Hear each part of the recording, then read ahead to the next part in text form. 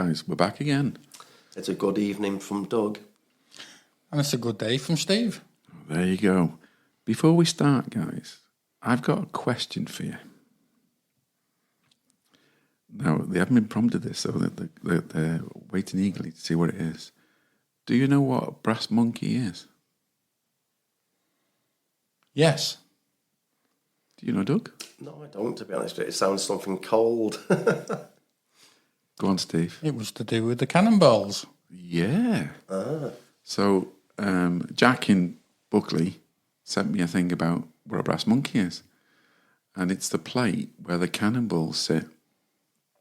And obviously when it gets cold and they fall off, that's where the saying comes from. Well. I'll let you fill the gaps in with the saying, but yeah. Well done, Steve. You get a brownie point for that one. Thank you very much. So anyway, we're back to it, guys. And I've got the pleasure in introducing an interview I did with Terry Maloney, who's still playing euphonium at D-Side Band. And so he's got loads of history. I could have talked to him for hours and hours and hours, but we did a shortened version. So here it is. Enjoy. I've been invited to a Banding Legends home, Terry Maloney, and we're just going to chat about his banding life, really. So, Terry, thank you for the invite. You're welcome. And I'll start off with, I suppose, the standard question is, how did you get started? Well, I got started in 1950. I was with a friend in Paper Lane, Oakenholt. We were on the allotments there, just playing really, not doing anything useful. And he said to me, my uncle is conducting a band in Flint and he wants youngsters to start. Will you come with me? So I went with him to Flint Band, and it turned out to be Flint British Legion Silver Band. I went there, and the first thing they said to me was, bring 2 and 6 next week, son, for a tutor. Wow. So I went there the next week, and with me 2 and 6, and had a very simple tutor. And one of the first tunes in it was God Save the King. Wow. Because it was 1950, wasn't it? Yeah. Cool. So what did you? What was your first instrument then? Oh, my first instrument was a tenor horn. Right. They gave me a tenor horn. See, I never knew that. Yeah. I've always known you as a euphonium player. That's right. So I was a tenor horn player then for the first, suppose, 8-9 years. No, less than that. It wasn't that long before I was on baritone. Okay. I think that was before I went to West, but I think I was on baritone by then. I had a baritone from Flint, because I remember I used to bring it home and put a vacuum cleaner tube in it to make it sound like a trombone. And I was practicing it. So how old were you then, when you got onto baritone? When you graduated from horn to baritone, do you think? How old were you then? It must have been about 3 or 4 years. I think it was just before the band packed up, because I think when I went from there to Westbury, I was on baritone and then on to youth. Okay. Alongside... so what age were you? Well, I was 13, I suppose. 13? Yeah. Right, because so probably then you'd been playing for a good 4 or 5 years then, I take it? By then I'd been playing for 3 years, I think. Right, because I started when I was 7, I think it was 7 or 9, I think it was. Yeah. So, been playing about 3 years. Wow. And Eric Hopkins was mopping up loose players from when Hollywood had packed up and Flint had packed up. So we, quite a crowd of us, the bus picked up as it went along all the way from me first at Paper Mill Oakenholt, picked up in Flint, Baggles. There was two from Riverbank got on. Wow. Ned Dolly and his son in Riverbank in Baggles. Then it picked up a few in Hollywood with Dave Davis and Cliff Davis. Right. One or two others, might be one or two others. Then next one we picked up was the Squares in Moston. Somebody got on at the Squares. And then the next one was Bottom in Moston. And that was, what was his name? I forget his name now. Mm. And then Tanlan. And then we all got off at Tulacra and walked up the hill. and it was quite a walk as well, a really steep hill Right. from Tulacca going up, with a case as well, and especially eventually later when I got with the euphonium case. Yeah. And the band room was in the Westbury band now we're at, but the band room was in the garage belonging to the Tulacca Arms. The conductor was Eric Hopkins, who was a very talented man. If you couldn't play a piece, he wasn't very quick to take the instrument off you and say, play it like this. No matter what the instrument was, he'd take it off you and play it, and show you how to play it. It was a good atmosphere. We were, I suppose the average age must have been, there was a few older people. The trombone player was very loud, trombone player. Yeah, it was good, a good band. So how long were you there at Westbury then? I need that diary, don't I? Yeah. That lasted about 3 or 4 years. Right. Because I was going to Connorskey band at the same time. I was playing in Gwesbyd and Connorskey. Right. Okay. That diary proves it. Yes. Yeah. But I'm explaining to the listeners that before we started this, Terry was just showing me all his history of banding, which is really, really interesting. And there's lots of photographs there. In fact, I'm on one of them, which is quite interesting. But I mean, you got such a colourful history of banding that and you've been at it how many years? It was 1950, so it's 75 years this year. Wow. Okay. Say 74. That's a long time to be interested in banding, and you've played for a lot of bands, haven't you? Yeah, continuous banding. Except for illness. Yeah, of course. Yeah. So, and Steve sent me a picture, and I showed it you before, and he said, show this to Terry. And it was you in 1956, we reckoned, didn't we? 56. And we reckoned you were, what, 17? 18. Yeah. And I know you can't see it because we're talking, but we'll probably put on our Facebook page the picture.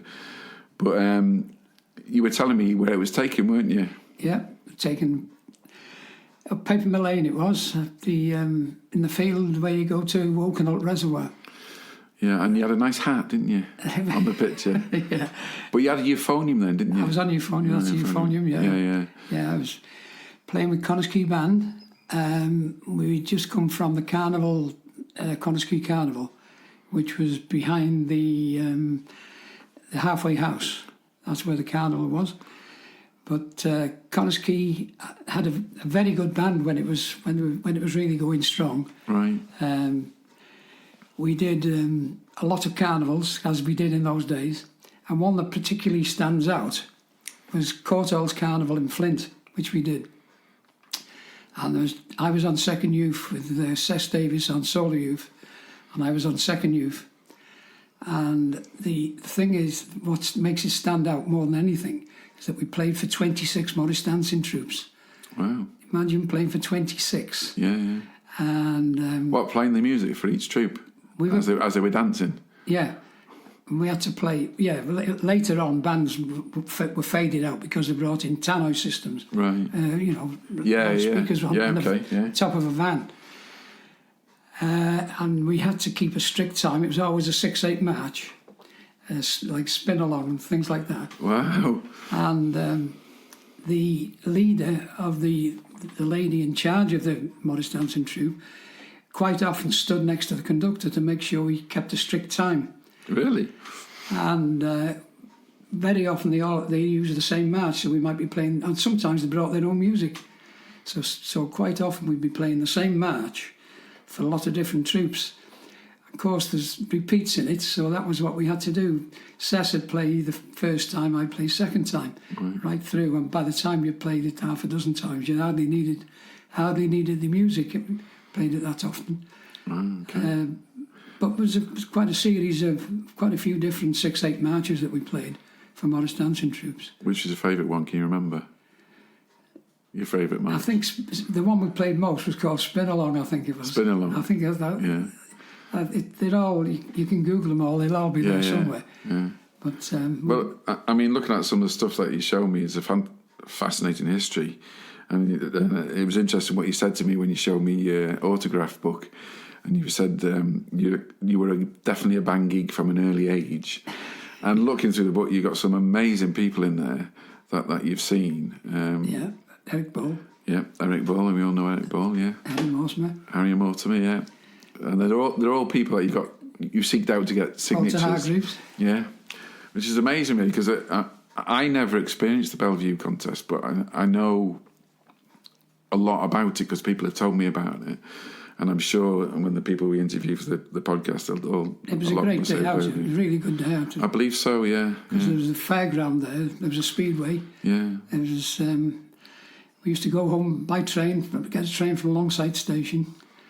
And it's a pity it faded. I actually played in the very last Bellevue with Chester Band. Right. Played in the very last, and it's stamped on my card. Was that around about the 70s or 80s, was it, the last Bellevue one? I can't remember when it... It would have to be between 75 and 81. Yeah, because I remember just missing out on playing out. I went to the last one, the last Bellevue. And one year with Chester Band, we did 7 contests in the year. So by the time you're doing the third one, your nerves have gone. Yeah. You know, especially if you're playing a similar test piece.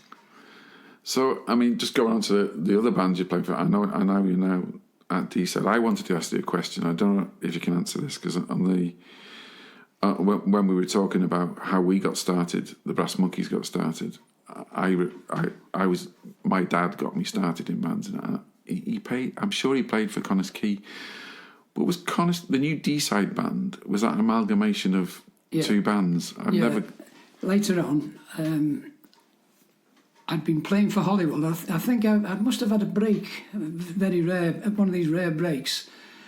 And I was in the steelworks, walking from the canteen, been to the canteen for my dinner, and I was walking back.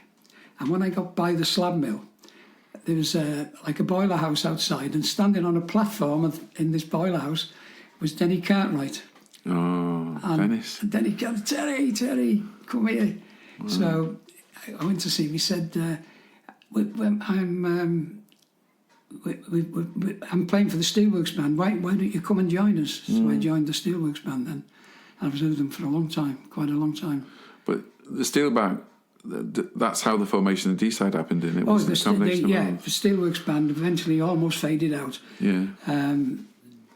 And Connors Key Band only had a few players, so they amalgamated round about 1979, I think it was. Right, because I vaguely remembered the story, but I wasn't quite sure of it. It's written down there. Yeah, and you just mentioned a good friend of mine, Dennis Cartwright, as well. And his brother played for us at D-Side. Yes, I know his brother's good as well, isn't he? Billy Cartwright, good cornet player. 2 good cornet players. Yeah, very, very good. Yeah. And they played in the army as well, didn't they? I think they did. Yeah, they were in the army bands. Yeah. Yeah, great bandsmen. They lived not far from me for a while. Yeah. They lived in Ledbrook Drive. Yeah. So moving on from, like I said, so I know you've been at Chester, and you've played for Buckley. You've played for all the bands around here, in North Wales, haven't you? Really? So some that don't exist. Some that don't exist anymore. I mean, Flint, obviously. Penman Mauer Band. Right. Okay. That was they were short of a euphonium player, so I was just asked to play for them, and we played in the Denbigh Hospital. Okay. And they've got a... Well, that's where they practiced, in the Denbigh Hospital, or... No. Oh, right, okay. No, Penman Mauer Band it was. Right. And we played in Denbigh Hospital, did a concert there. It's like a mental institution, wasn't it? Yeah.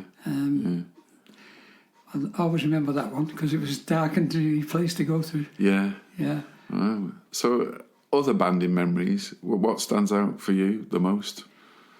What type of things can you remember? Well, I remember starting in Chester Band from Hollywood, and I was asked to go there by another euphonium player, quite a well-known euphonium player in the area, David Roberts. He said his friend Mervyn Hughes had just taken over Chester Band, and if you come in, you get in straight away on baritone. I went there and I was second baritone, and they said, don't worry, these other two on second baritone are both moving.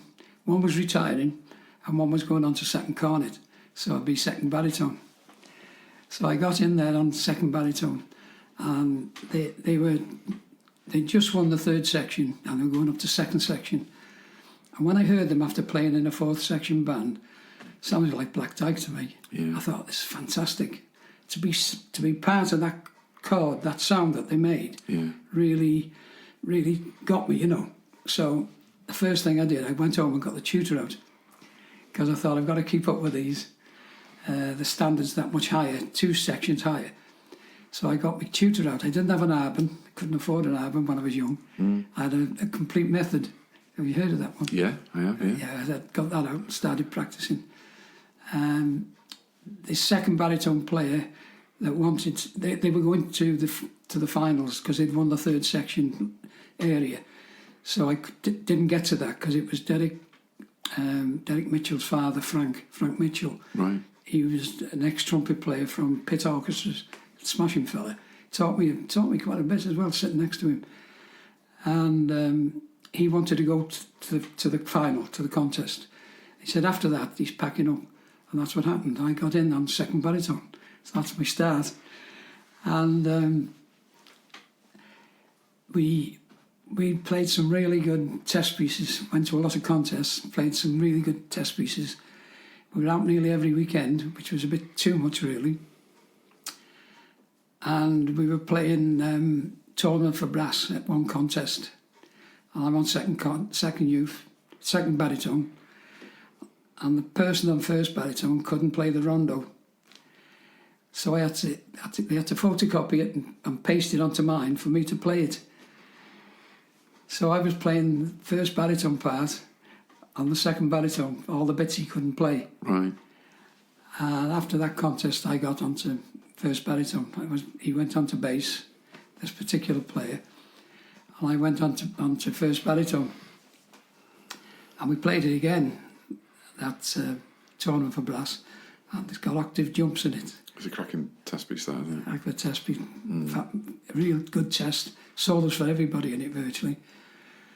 And then the second youth went, and I got on second youth next to Dave Roberts. He went to Point of Air. Robert Lee took over, a young lad, he was a smashing young lad, really talented. So I was second youth to Robert Lee.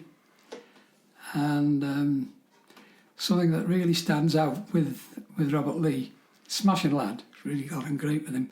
Well, he was a young lad, but he was a bit high-spirited, as they are when you're a teenager. And we did a lot of beer festivals, quite a lot. And we did one in Farndon, I think it was in Farndon, British Legion, in Farndon anyway. Proper beer festival. And this Robert had quite a lot to drink. And his head was going down. I thought, oh, here's my chance now. I'll be able to play the solos. And he had his head down. We're playing all these pieces, you know. Every time a solo come up, his head would go up. And Really? Played. Yeah, smashing lad though. Yeah. And he really good. He played varied mood without music. He had eventually John Gollan came there, just 2 conductors, and he nurtured Robert, and he said, I want you to learn varied mood without music. And we played that at Chatsworth House. Wow. We did a job there. Yeah, we went all over the place, all prestigious jobs, you know, Shrewsbury Park and by the river, Shrewsbury. So that was good memories of there then. Yeah, it really made me as a bandsman, really. It takes you from just moseying along in the 4th section to playing serious music, and having to really put some effort into it. It's quite a step up, isn't it? Yeah, so I never went there without knowing the piece. But I never practiced everything, but what I used to do was top and tail everything. So if there was any bars I couldn't play, I'd make sure I could play them before I went there. Right. We played the Frogs, and I think there's 5 sharps in one part of it. Yeah, it's an interesting piece, that, isn't it? I've played that. Yeah, I think we got 5 sharps in it. Yeah, and it's change of time signatures as well, like mad, isn't it? Yeah, it was quite tricky. And one player couldn't read sharps. I didn't like reading sharps. He converted it all to flats. Really? The whole section went. That's a common thing with brass players, you know. Yeah. Going back to Eric Hopkins, we didn't play the frogs with him, but there was a story about him. He had whenever we played a test piece, he always did the research. He even went to libraries to do the research. And when he was with a band playing the frogs, he took a frog into the band room and said, "This is how it's got to sound." That bloop, bloop, bloop. Really? Yeah. Wow. And when we played Snowden Fantasy, and Owen Dood was another one. He did all the research on them. Yeah. He didn't take you to Snowden, no? Pardon? He didn't take you to Snowden Didn't for that take one? it to Snowden, unfortunately. No. That would have been good. So, I mean, this brings me on, really. So, what's your favourite test piece? Favourite test piece? I don't know. We've played so many. I wasn't prepared for that one. I'll tell you, right. Think of one that you really like, I suppose. I suppose you just mentioned the frogs, really, haven't you? Yeah, I can tell you a piece I really disliked, and I couldn't see the point in it. Is test pieces where there's no tunes. Right. Okay. And we played that with Buckley, Millennium something 2000 or something it was called, Right, okay. by Howard Snell, and it was really. Yeah. I couldn't see a lot of point in that one. There's a few like that, isn't there? There's been there's plenty like that. few years, but Yeah, Resurgam's got to be one of the best that's ever written. It's got to be. Yeah. Resurgam, I agree. That's Journey pretty to good. Freedom. Yeah. All Eric Ball's test pieces are usually pretty good. Yeah. And they all mostly contain a hymn within them. Being an ex or being a Salvationist. Yeah, it's the same as Peter. Gone. Can't think of his name. Also ex-Salvationist, done a lot of test pieces. Oh, yeah. We've played a lot. No doubt somebody will tell me. Played Oceans is another one I've played. Yeah, Oceans. Yeah. Spectrum. You've done Spectrum. What happened in Buckley with Paul Lovett Cooper? Yeah. They were trying to decide what test piece to play. So one night we must have played 4 test pieces, trying them all out. Really. Now that's quite a feat Yeah. to play, and one of them was Oceans. I've just remembered Peter Graham. Peter Graham, Yeah. ex-Salvationist. Yeah. That's really good. So, all right then. Struggling with a favourite test piece. How about a favourite contest? Favourite? That's easy, that one. Yeah. With Buckley, when we played under Paul Lovett Cooper, he was bringing it, as he wrote it, he was bringing all little bits and pieces to test out. And eventually, I was on second youth, and eventually we played it through. It was complete, and we premiered it in the contest at Preston in the Guildhall. It had to be played somewhere else before, but it had been. But we actually premiered it as a test piece in the Guildhall. Then we played it again at Buxton in the Buxton contest. Right. And by then we knew it was a lovely youth part in it. Okay. The baritone part wasn't so good, but the youth parts were beautiful, really good. And we were confident. He was conducting, and we got near the end, and he was shouting for more, and we just give it everything at the end. And we came off, and we thought we've won. No doubt about it, we've won. And the people from the audience were saying, "Yeah, you've walked it. You've won it easy." And we didn't. We were second. Wow. But I remember that last note in that. I've never played a last note like I played that one in that test piece. So what was it called? Dark Side of the Moon. Dark Side of the Moon. Right. Test Okay. piece. I think I remember Steve Griffiths telling me about that. It was quite a new way of writing as well, because he had pieces where you could repeat it as much as you wanted. Yeah. You could play it 4 times or 5 times, just one, keep repeating it. Yeah, I'm sure Steve told me about that. He must have been there. Steve Griffiths. Yeah, was it? what's her name was there? What's her name was there? Not Steve, the trombone player, I think, mate. Doug. Yeah. He was there. Yeah. He was in that I'm band. sure Steve was on cornet, wasn't he then? Steve Griffiths? Oh, Steve Griffiths. Yeah. Sorry, yeah. Yeah. I thought you meant Steve. No. Steve Griffiths was definitely there. He was solo Solo cornet. cornet, yeah, because I'm sure he told me about that. Yeah. Maybe that's another story. He was definitely there. So, okay, so we've done that. How about your favourite solo? Because you must have done a few through the years. Yeah. On Euphonium now, we're doing a test on Euphonium because you've probably done I've done loads. I've done loads on your phone, yeah, of course. My favourite solo listening to somebody else, not me playing it, is listening to somebody else, is Mavanwi. Oh, yeah, okay, yeah. And the best I've ever heard it playing was in a solo contest in Colwyn Bay, Dave Roberts playing it, because it was more or less written for him. I know. Amazing player. Right? Same contest, a different year. We got first, and I played Genie with the Light Brown Hair in it. Another one I played, going back when it first came out, was what was it called? Phantom of the Opera, Music of the Night. Yeah. I played that one in Kelston College in a contest there, concert there. Solo I'm playing at the moment is A Little Prayer. Yeah. What's his name plays it? I've forgotten his name now. David Childs plays it. It's a lovely piece of music, that. Lovely piece of music. I'll play that. I've been playing that in concerts. Right. Let's see. I went on holiday to Mallorca for 2 weeks. It's a D-side band now. We had a concert in the Cons Club. I came back. Who was conducting us? Steve, what's his name? Joan. Conducts Llandudno band now. I think he was conducting us then. Right. And he put... I had no practice. I'd just come back the same day. Well, it was the next day after being away in Mallorca for a fortnight.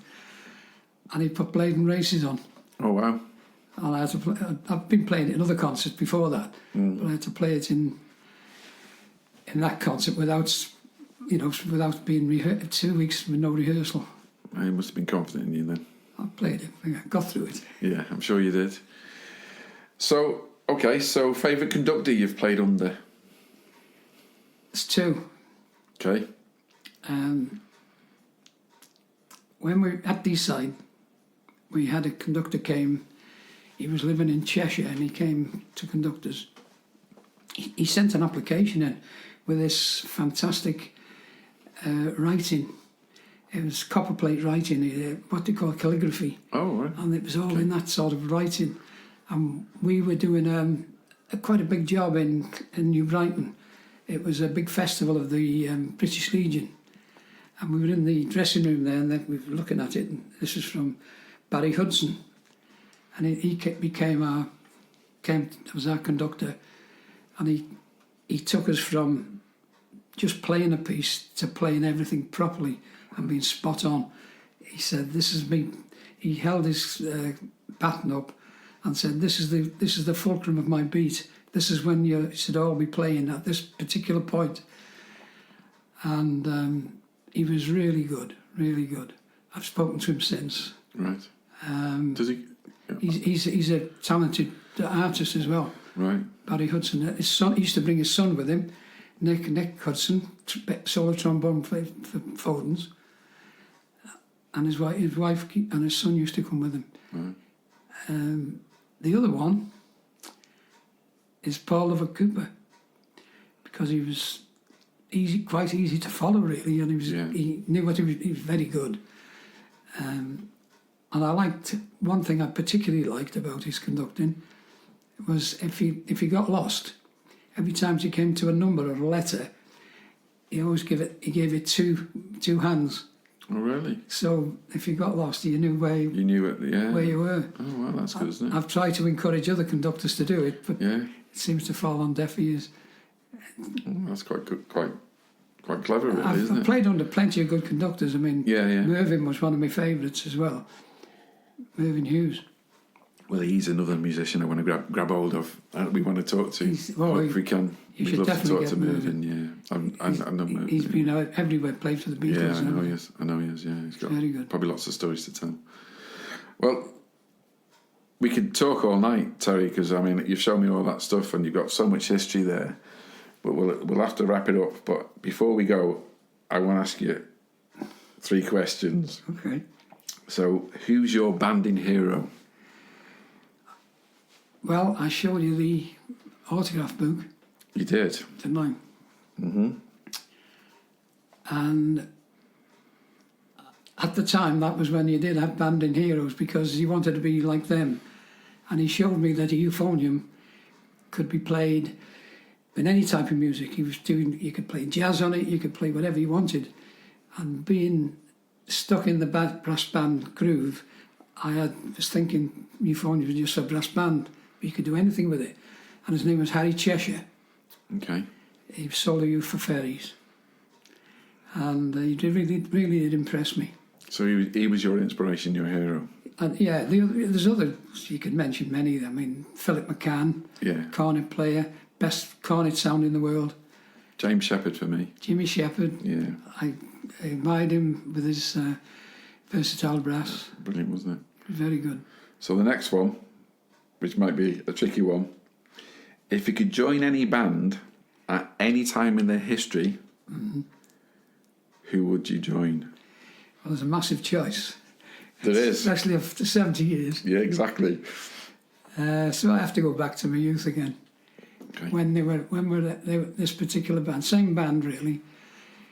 It'd have to be Fairy Aviation as it was then. They were right at the top. Fantastic players, fantastic sock player. Get his name now. And the concert I went to where I got those autographs was at it was de Havilland's at the time, Yeah. where Airbus is now. They had a lovely ballroom there, didn't That's they? it, in their ballroom, that's what it was. And because they were both aircraft industry, that's how it was. Oh, of course, the whole yeah. thing. Yeah. So I went to that concert there, and that's why I got all those Autographs of those autographs. players. Yeah. Great stuff. And one last one. This is a tricky one, this one. How would you sum up, how would you describe banding in 3 words? It's not that tricky, really, Is it not? because I've thought about it. Oh, okay. The first one, without a doubt, is community. Wherever you go in the country, find a brass band and you're in.